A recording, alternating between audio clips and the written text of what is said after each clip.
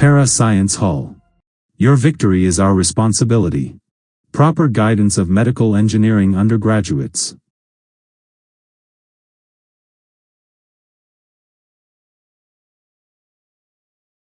கவனிங்க.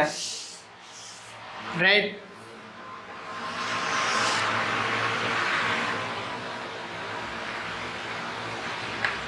அதாவது மேற்பரப்பு ஆர், சரியா? அதிலிருந்து H உயரத்தில் இன்னொரு புள்ளிக்கு பி, சரியா? ரைட், இப்போ பாரு, தெளிவா கவனி. ரைட், ஏயில் ரைட் ஈர்ப்பு அழுத்தம் என்ன? ஈர்ப்பு அழுத்தம் என்ன? மைனஸ் ஈர்ப்பு அழுத்தம் பி, ஏயில் P minus G M over இதுக்கான தூரம் என்ன?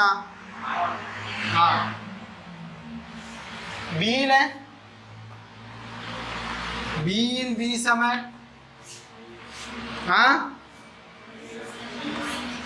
Minus G M over R plus. இப்போ நல்லா கவனி, ரைட் ரைட், தெளிவாக கவனி. இங்கே இருக்கிற பொருளை இங்கே கொண்டு வரத்துக்கு செய்யப்படுற வேலை ப்ளஸ்ஸா மைனஸா?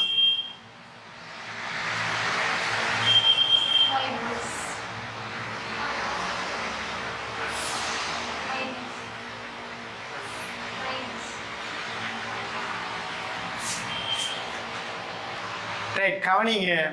நான் என்ன சொன்னேன்? புலத்தால வேலை செய்யப்பட்டால், நம்ம செய்யாம புலத்தால வேலை செய்தால் மைனஸ். இப்போ இங்கிருந்து அவர் இங்கே வாரண்டாடா, நான் இங்கிருந்து போட்டாலே அவர் இங்கே வந்துருவார் தானடா. என்ன? அப்ப இங்கிருந்து இங்கே வாரத்துக்கு செய்யப்படுற வேலை மைனஸ்டா.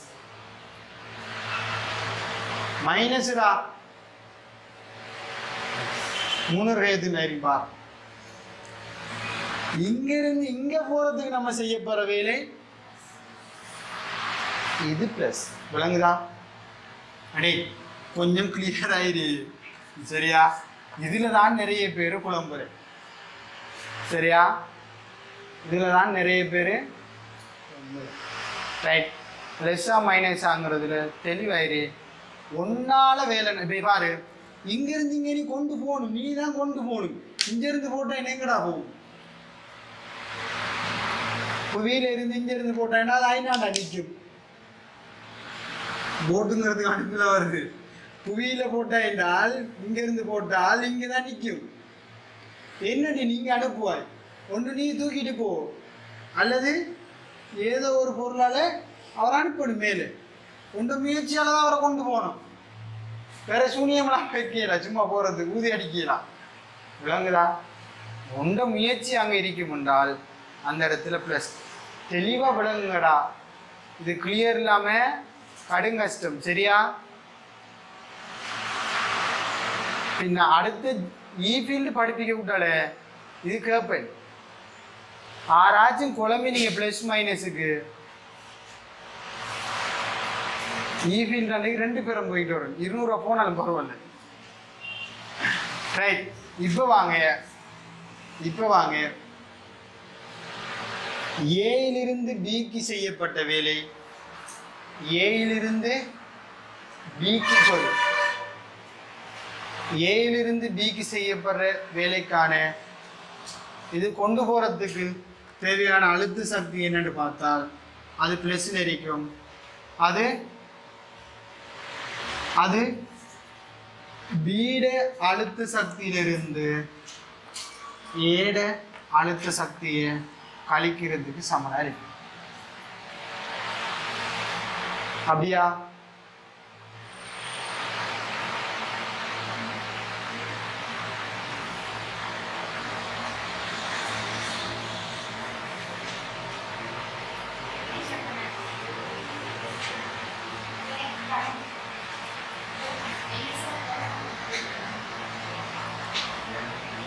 டேய் எவ்வளோ கிளியராடா நானும் சொல்றேன், இதை விட கிளியரா உங்களுக்கு விளங்கப்படுத்தலாமாடா?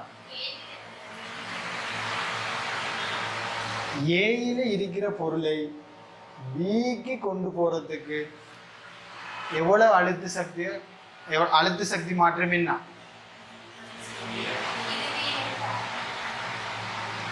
என்ன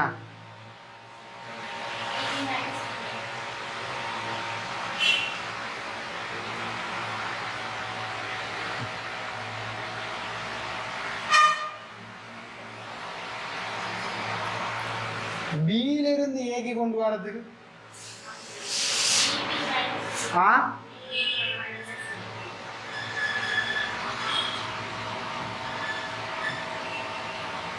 பி மைனஸ்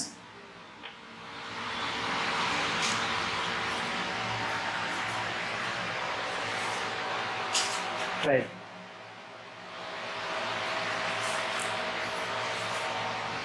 இறுதி அழுத்தம் செய ஆரம்ப அழுத்தம். சரி,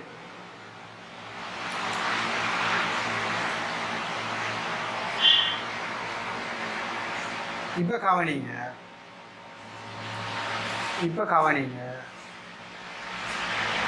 இதுல இருந்து நீங்க ஒரு முடிவுக்கு வரலாம், நம்ம செஞ்சது சரியா பிழையான்னு. நம்ம செஞ்சது சரியா? நான் என்ன செல்ல வரேன்னு விளங்குதா? விளங்கல? கவனிங்க, இது எதுக்கான சந்தர்ப்பம்? ஏயில இருந்து பிக்கு போறதுக்கு செய்யப்பட்ட வேலை ஏ டு பி. இது எதுக்கான சந்தர்ப்பம்? B to A.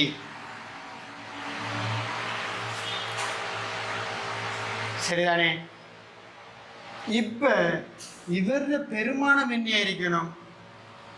பிளஸ் அரிக்கணும், பருமன் பிளஸ் அரிக்கணும். இவர மைனஸ் அரிக்கணும். இது நம்ம எடுத்த முடிவு எங்க இருந்து? இங்க இருந்து எடுத்த முடிவு. சமன்பாட்டிலையும் அந்த முடிவு உங்களுக்கு வரும். பாருங்க,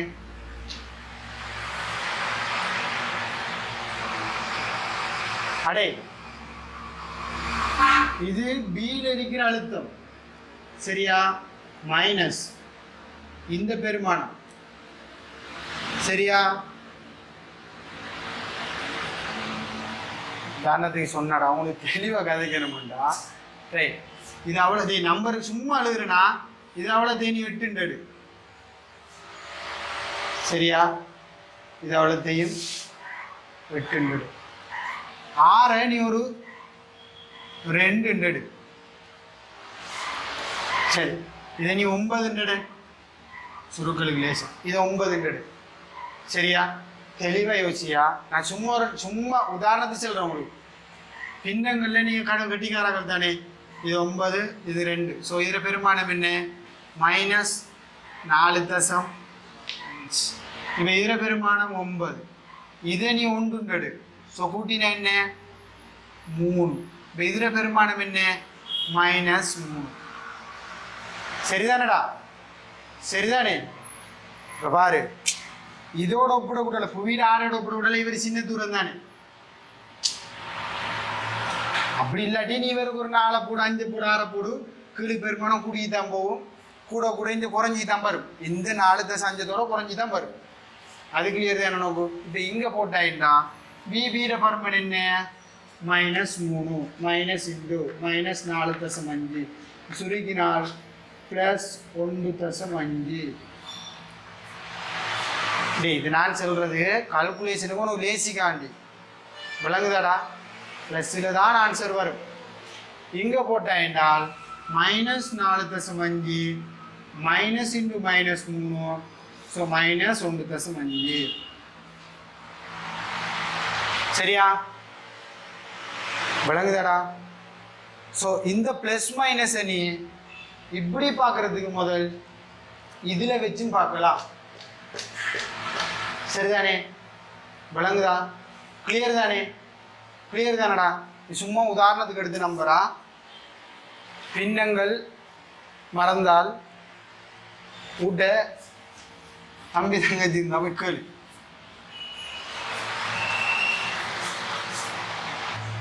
ரைட், அடுத்தது பார்க்க போகிறோம். ரைட்,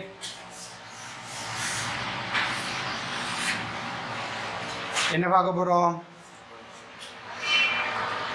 ரைட், புவியை பற்றி. சரியா? புவியை பற்றி கோள்களில் சரிதானே இயக்கம். புவிக்கு உபகோள் எத்தனை இடம் இருக்கு? 29.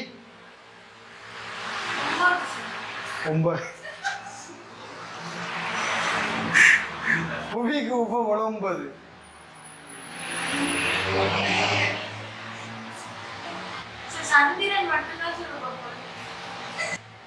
ரைட், அப்ப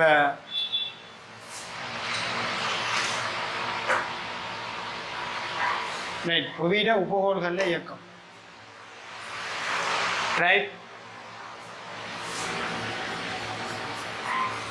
உபகோள் என்றால் நல்லா ஞாபகம் வச்சுக்கோங்க, புவியை சுற்றி வலம் பாரது எல்லாமே புவியினுடைய உபகோள்கள் தான். ரைட், அப்ப புவியிட உபகோள்கள் எத்தனைன்னு கேட்டால் ஒன்றுங்கிறது இயற்கையானது. அது என்ன? சந்திரன். நிறைய இருக்கு. சரிதானே? நம்ம அனுப்பின சேட்டலைட் எல்லாமே புவியினுடைய உபகோள்கள் தான். சரியா?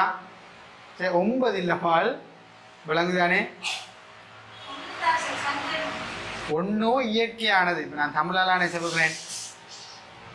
புவியை சுற்றி வலம் பாரது எல்லாமே, ஒரு வட்டப்பாதையில் வலம் பாரது எல்லாமே புவியினுடைய உபகோள்களாக கருதப்படும்.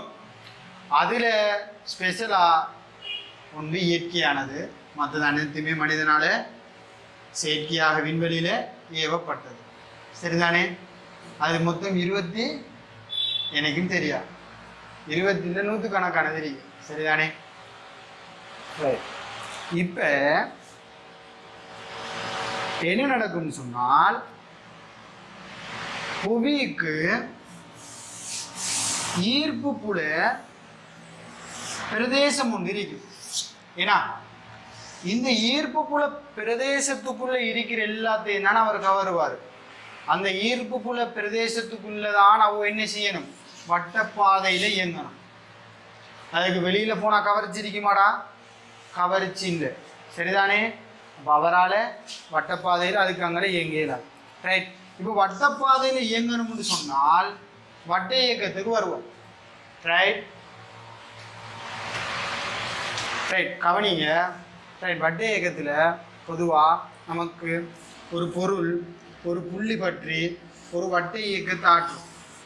ரைட், ஒரு பொருள் ஒரு புள்ளி பற்றி வட்ட இயக்கத்தை ஆற்றும் போது ரைட், அதுக்கு எப்பயுமே ஒரு தொடலி திசையில் ஒரு வேகம் உண்டு இருக்கு.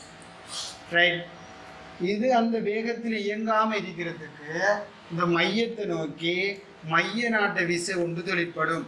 எப்போவுமே கவர்ச்சி விசையில் தொழிற்படும். உதாரணத்துக்கு சிம்பிளாக செல்லணும்டா, ஒரு கல்லில் கயிறை கட்டி நீங்கள் சுற்றினீங்கன்னு சொன்னால் ரைட், அது வட்டப்பாதையில் இயங்கும்.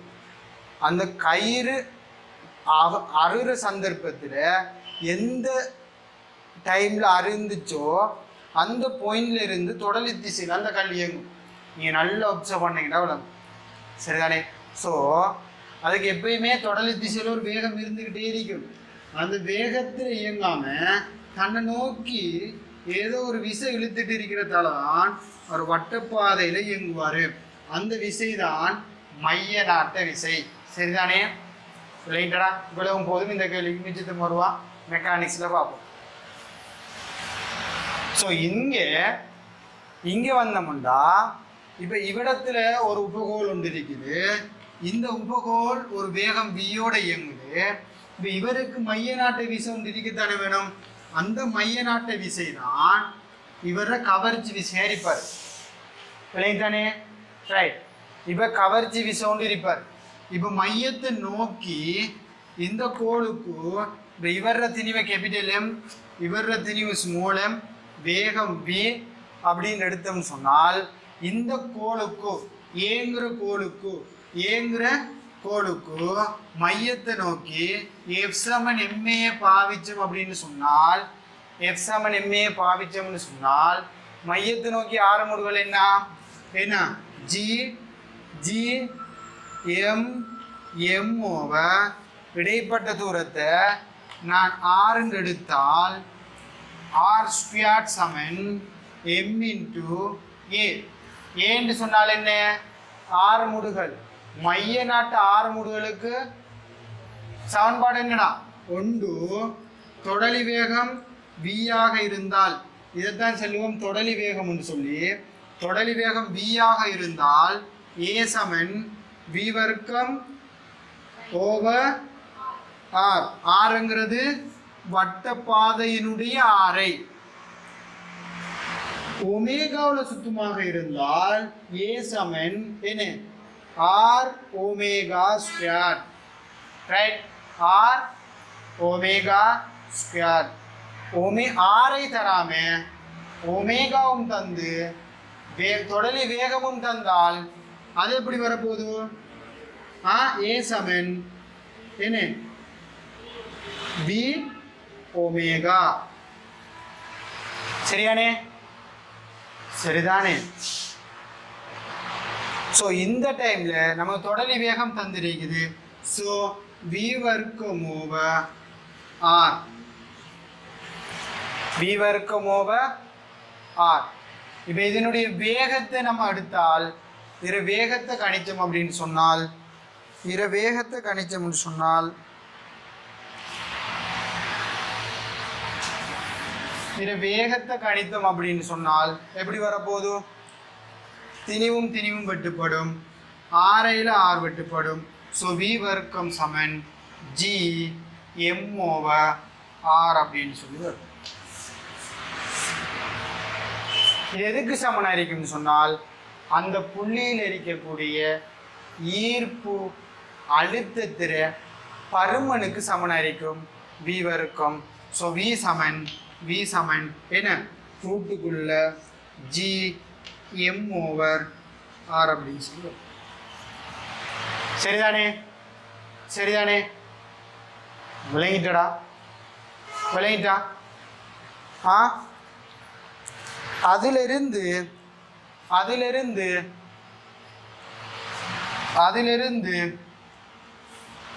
ஆவர்த்தன காலத்தை துணிந்தோம்னு சொன்னால் ஆவர்த்தன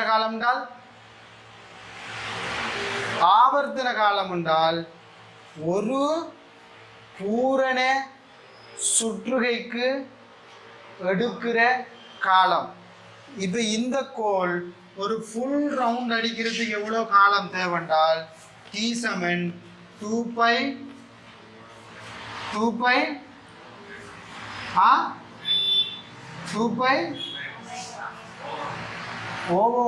ஓமேகா வரும்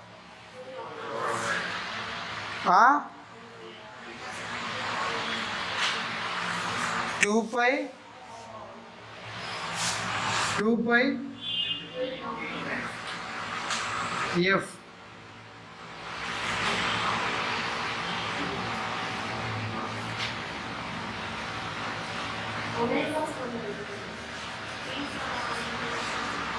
ஒமேகா கீழ் ஒமேகா t சமன் ஒண்டிங்கில் சரிதானே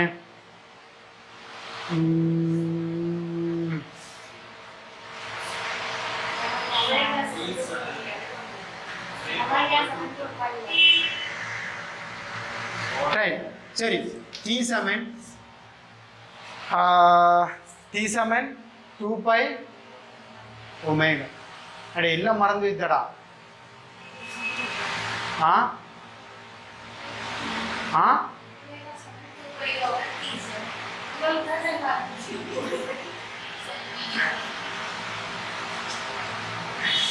ரைட் கிளியர் தானே ரைட் வயசான காலம் தானே அப்படித்தான் ரைட் t சமன் 2 பை ஓவர் ஒமேகா இப்போ வேகம் தெரியும் என்ன வேகம் தெரியும் ஒமேகா சமன் என்ன ஒமேகா சமன் v ஓவர் r அல்லது V சமன் R ஒமேகா. இது வட்ட இயக்கத்தில் படித்திருக்க வேண்டிய சமன்பாடு. V சமன் R ஒமேகா. ஸோ ஒமேகா சமன் V ஓவர் R. V ஆறால் பிரித்தால் என்ன நடக்க போகுது? ஆறால் பிரித்தால் என்ன நடக்க போகுது? ஒமேகா வரும். சரியா?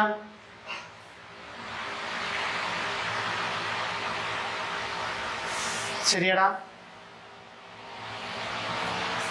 ரைட். இப்ப T சமன்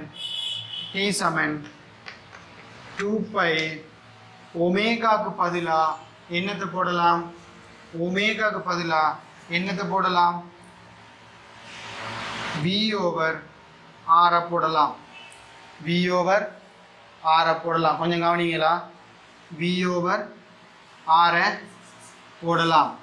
போட்டிங்கன்னு சொன்னால் 2π ரைட் R. V சமன் என்ன? GM over R square. R சரிதானே? சரிதானே? இதை சுருக்கினீங்கன்னா என்ன வரும்?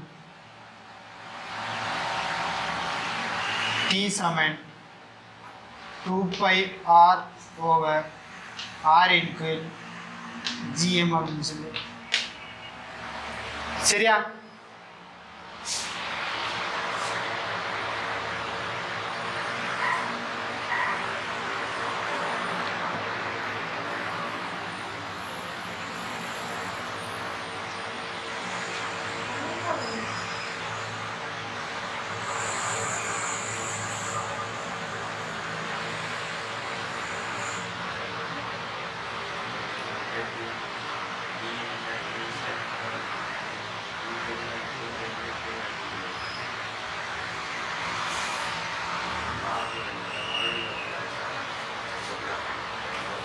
சரிதானே?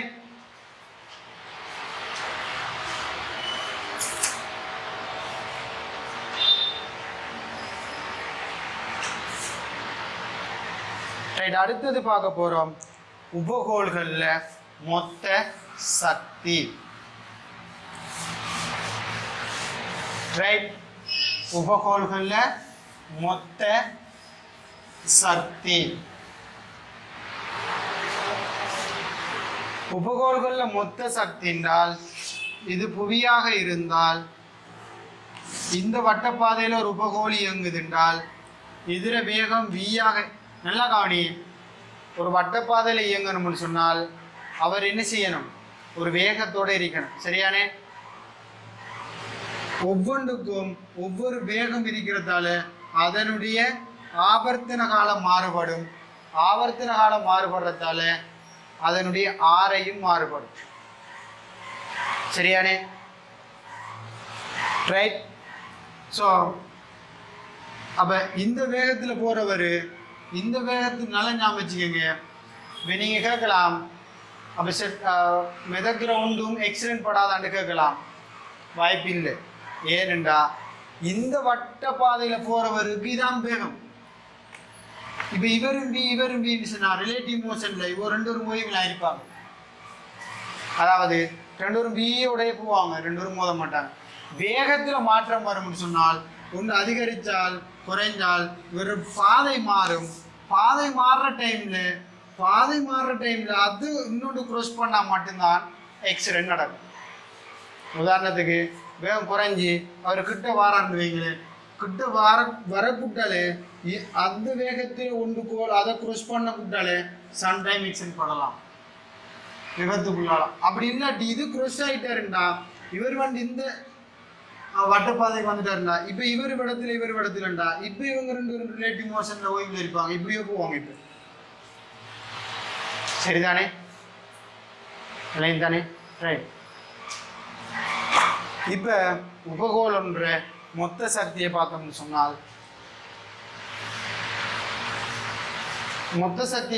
சொன்னால் இப்போ இவர் வட்டப்பாதையில் இயங்குறதால இவருக்கு என்னென்ன சக்தி இருக்க போதோ? ஒன்று இயக்க சக்தி இருக்க போது, ரெண்டாவது அழுத்த சக்தி இருக்க போகுது. ரைட். ரெண்டு சக்தி தானே எரிக்க போகுது. இயக்க சக்தி விளங்குதானே, ஈனா போட்டால் இயக்க சக்தி, ஆனா போட்டால் அழுத்த சக்தி. ரைட். ஸோ இயக்க சக்தி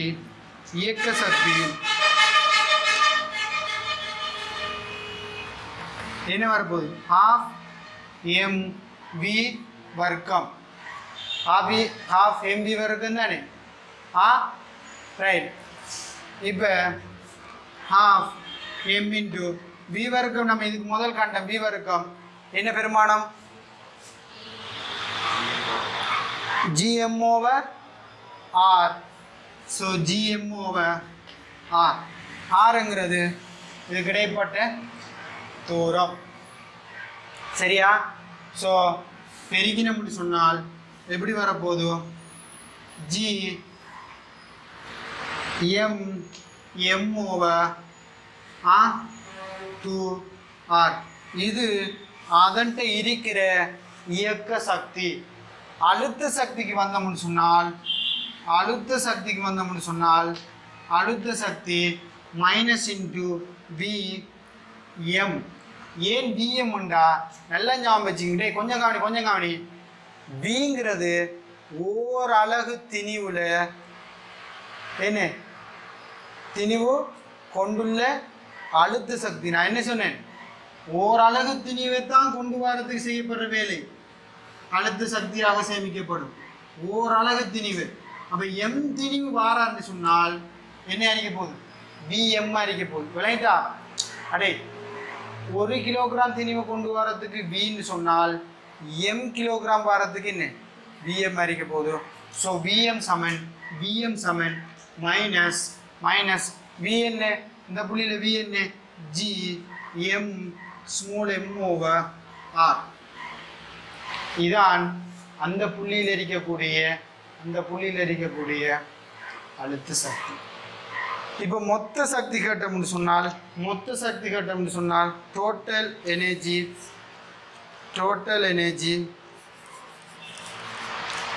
இ டோட்டல் என்ன, அழுத்த சக்தியையும் இயக்க சக்தியையும் கூட்டணும். ஸோ அழுத்த சக்தி என்ன வரப்போகுது, அழுத்த சக்தி என்ன, minus G M over R plus G M over 2R. இப்போ பகுதியை சமப்படுத்துங்க. ரைட். பகுதியை சமப்படுத்தினீங்கன்னு சொன்னால் டோட்டல் எனர்ஜி வரப்போதும் என்னண்டு,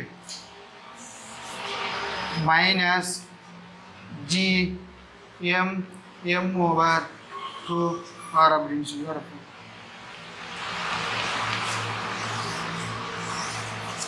சரிதானே? சரியா போனோம். பிரச்சனை விளையிட்டா அவசரப்படமா. ரைட். விளையிட்டா ஸ்ரீதேவியால்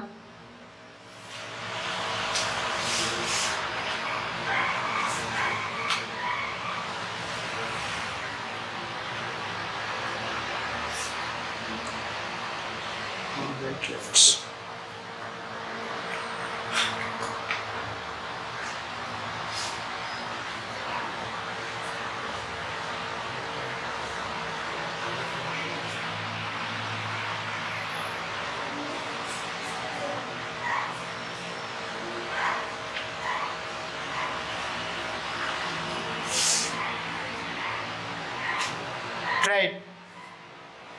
அடுத்ததுக்கு வாங்க. ரைட். சரிதானே?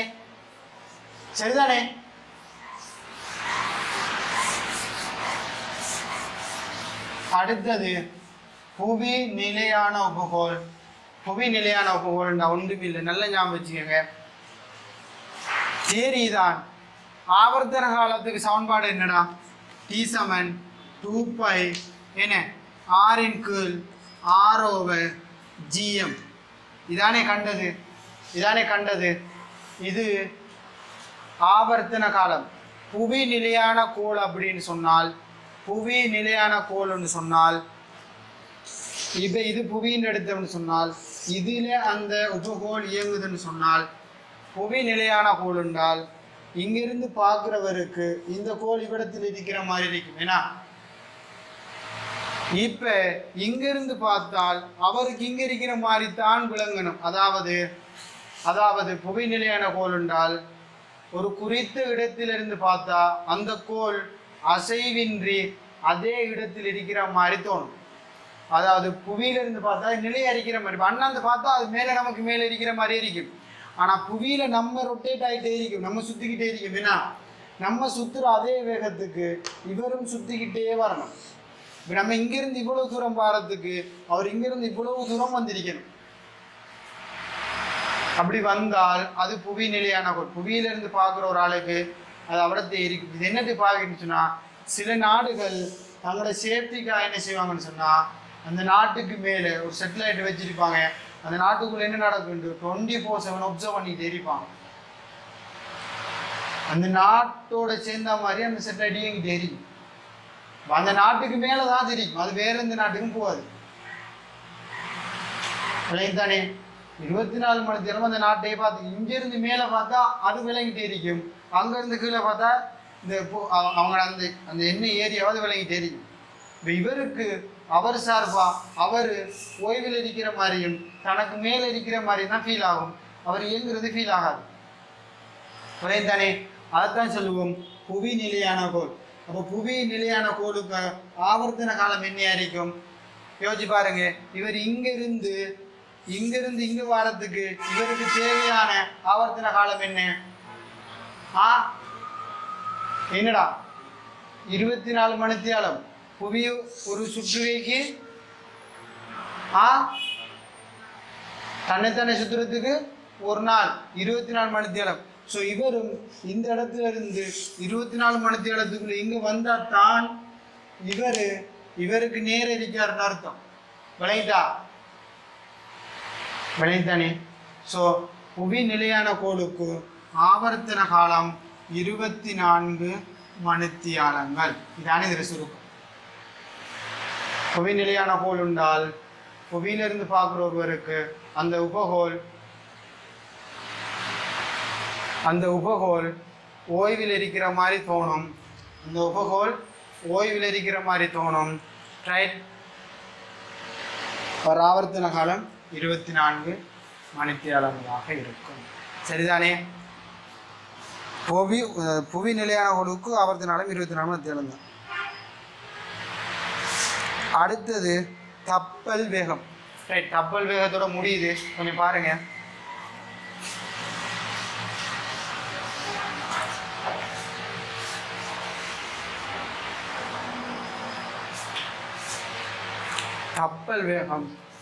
தப்பல் வேகம் என்றால்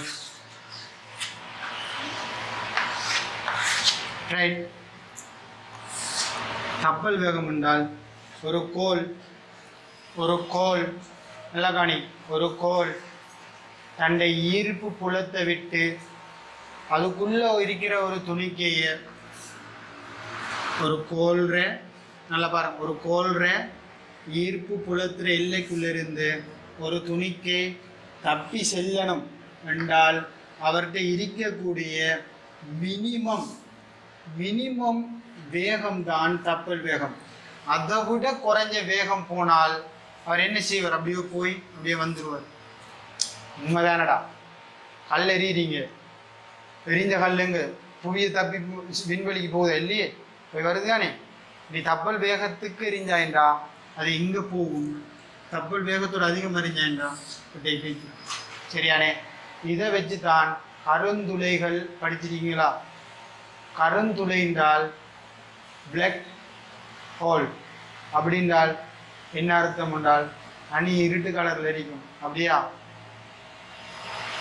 பிளாக் ஹோல் என்றால் நல்லா ஞாபகம் வச்சுக்க, அது ஒன்றும் இல்லை, அதுவும் ஒரு வகையான கோல் தான். ஆனால் அந்த கோலில் இருந்து லைட் படிச்சு நீ தானே ஒரு பொருள் விசிபிள் ஆகணும், உனக்கு கண்ணுக்கு தெரியணும் என்றால் நல்லா பாரு, ஒரு பொருள் உனக்கு கண்ணுக்கு தெரியணும் என்று சொன்னால் அந்த பொருளில் இருந்து வெளிச்சம் லைட் உங்க கண்ணுக்கு வந்தால் மாத்திரம்தான் அந்த பொருள் உனக்கு விளங்கும். ஒரு பொருள் உனக்கு இப்போ நான் இந்த சோக்கையோ ஏதோ ஒன்று பார்க்கணுன்றால் அந்த பொருள்ல இருந்து லைட் கதிர்கள் என்ற கண்ணை நோக்கி வந்தால் மாத்திரம்தான் அந்த பொருள் எனக்கு விளங்கும். அப்படி இல்லைன்னு சொன்னால் அந்த பொருள் விளங்காது. கருந்துளை என்ன அர்த்தம் என்றால், கருந்துளை இருக்குது, அது ஒரு கோல் தான்.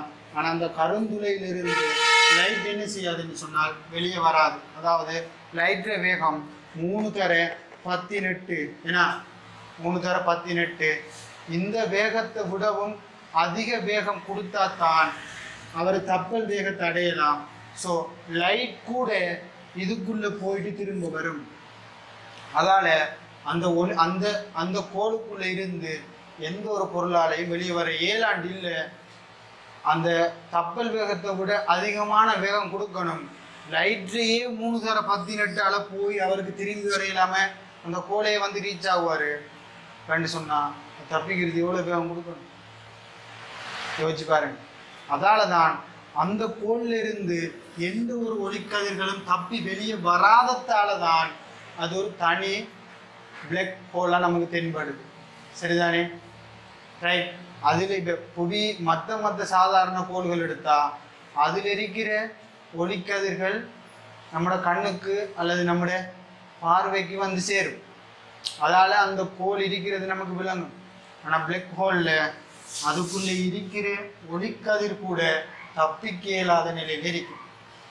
அதால தான் அங்கிருந்து நமக்கு எதுவுமே விளங்காது. ஸோ தனி இருட்டாக இருக்கும். சரியா? ஆனால் அது ஒரு கோள், அது நம்மளுடைய சாதாரணமாக ஒரு கோள் மாதிரி தான் இருக்கும். உள்ளுக்கு போனீங்கன்னு சொன்னாடா உனக்கு சாதாரணமாக இருக்கும். வெளியில் இருந்தால் அதை பார்க்கலாம் தெரியும். என்ன சொல்லணும் ரைட்டா? உள்ளுக்கு போனால் சாதாரணமாக இருக்கும். நான் கற்பனை செய்யலடா, என்னை ஒத்துனும் போய் இல்லை, நானும் ஒரு கற்பனையில் தான் சொல்கிறேன்.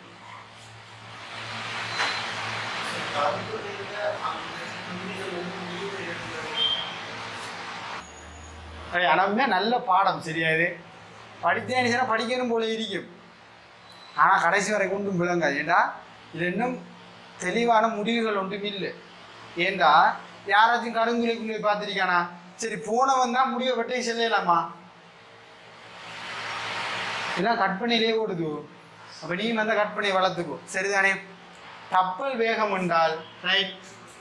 இப்போ கவனி, தப்பல் வேகம் என்றால் ஒரு கோளை விட்டு அதில் ஈர்ப்பு புலத்தை விட்டு ஒரு துணிக்கு வெளி செல்லக்கூடிய மினிமம் வேகம்தான் தப்பல் வேகம். ஸோ இப்போ பாருங்க, இப்போ இந்த கோள் இவ்விடத்தில் இருக்குது. இவ்விடத்துக்கு போனால் சரி, அவர் தப்பிட்டார். மினிமம் என்றால் அந்த முடிவில் எல்லைக்கு போகணும். ஸோ இவர்கிட்ட இருக்கிற மொத்த சக்தி இவ்விடத்தை 0 ஆகணும். இவ்விடத்தில் இருக்கிற மொத்த சக்தி என்ன? இவருக்கு நம்ம ஒரு வேகம் கொடுப்போம் v. இவருக்கு ஒரு வேகம் கொடுப்போம் v. ஸோ இவர்கிட்ட இருக்கிற இயக்க சக்தி 12 mv வர்க்கம்.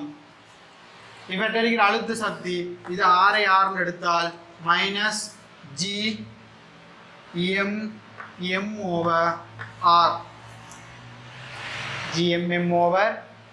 -GMM/R. ஸோ இவர்கிட்ட இருக்கிற இப்போ மொத்த சக்தி ரெண்டையும் கூட்டுங்க. 12 mv வர்க்கம் -GMM/R. இந்த மொத்த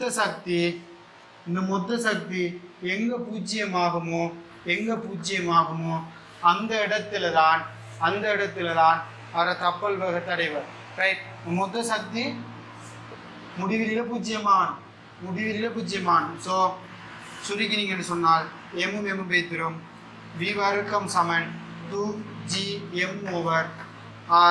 ஸோ v சமன் 2GM/R.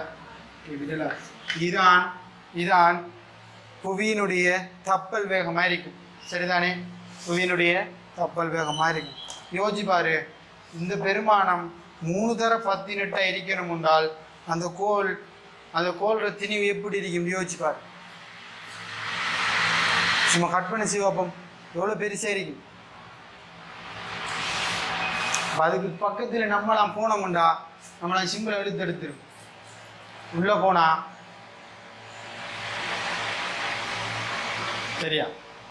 சரிதானே? ஸோ இது வந்துட்டு ஒரு யூனிவர்ஸ் மாதிரி தான். கிட்டத்தட்ட பிளாக் ஹோல் எல்லாம் வந்துட்டு அதுக்குள்ளே போனால் வெளியே வர இயலாது. கிட்டத்தட்ட லைட்டாலேயே வெளியே வர இயலான்னு சொன்னால், நீ லைட்டை விட வேகமாக பயணிச்சான்னு சொன்னால் பயணிக்க இயலுமா? சாத்தியமா? இனி உனக்கு ஒரு புது உலகம் விளங்குதானே? ரைட், இதுதான் தப்பல் வேகம். ரைட், கொஞ்சம் கவனிங்களா? கொஞ்சம் கவனிங்க. இப்போ தப்பல் வேகம் இருக்குதானே? இப்போ நான் இங்கே இருந்து இங்கே போகணும். நான் எப்படி போவேன்? இப்படி போவேன்னு சொன்னால் பச்சை புல, சரிதானே? இதை எப்படி அனுப்புவாங்கன்னு சொன்னால் இப்படி தான் அனுப்புவாங்க.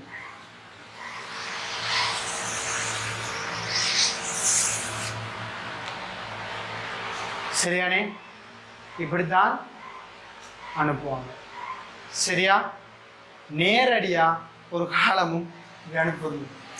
ஏனென்றால் புவி நிலையானதல்ல, இயங்கிக்கிறீங்க. உதாரணத்துக்கு யோசிச்சு பாரு, புவி இங்கே இருக்குது, சுற்றிட்டு வருது. இப்போ இங்கேருந்து நீ இப்படி வலிக்கிற ஆரம்பித்தாலோ இப்படித்தான் போவாய்.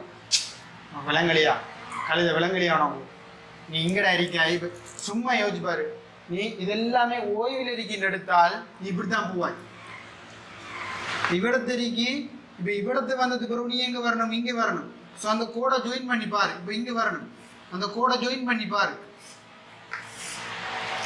விளைந்தா ஸோ நீ தேறிட்டீங்களா? இப்படி தான் போவாய். அதுக்கப்புறம் வெளியே போவோம். எடுத்த உடனே இப்படி புஷ்ஷுண்டு போகல, புஷ்ஷுண்டு போனா வேற எங்கே எடுத்து. சரியானே? அதே போலதான்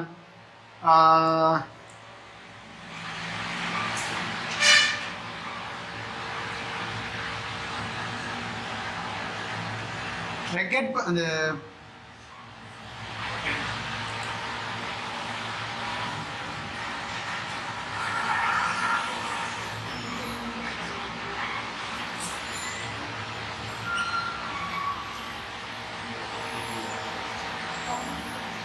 ராக்கெட் பார்த்தீங்களா? அது போகக்கூட்டால இப்படி போகும். சரியா? போகக்கூட்டால இப்படி போகும். வரக்கூட்டாலே எப்படி வரும்? இப்படி வருமா? வரக்கூட்டாலே மாதிரி இப்படி தான் வரும். காரணம் என்னண்டா? காரணம் என்ன? எலான் மஸ்க் கடைசியா நீங்க பாத்தீங்க தெரியுமா? அவனை வந்து இப்படி வந்து இறங்குது. பார்த்துரு கொஞ்சமாச்சும் அது எப்படி வருதுன்னு பார்த்தியா நீ? ரிவர்ஸில் தான் வரும். அது இங்கிருந்து ரிவர்ஸ் தான் வரும். சிம்பிள் தியரி தான், ஒன்றும் இல்லை. இந்த எல்லைக்குள்ளே வந்ததுக்கு பிறகு பின்னுக்கு இருக்கிறது சும்மா இல்லை, நெருப்பு. சரிதானே? இப்போ நெருப்பு வந்துட்டு ஈர்ப்பு விசையால் இஞ்சால கவரப்படும். சப்போஸ் அவர் இந்த ரேஞ்சில் வந்தார் என்றால் நெருப்பு இப்படி பற்ற ஆரம்பிக்கும். ஸோ பின்னுக்கு அப்படி பற்றிட்டு வந்துடும்.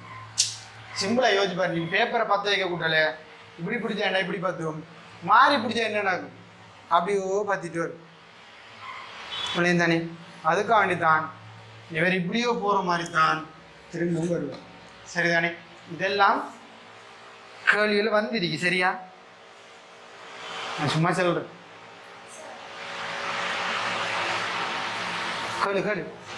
ரைட், அப்போ இதோட முடிச்சு கொள்ளும். இன்ஷா அல்லாஹ் அடுத்த கிளாஸில் சந்திப்போம். டவுட் என்னையும் இருந்தால் இருக்கடா முடிச்சு கொள்ளுமே.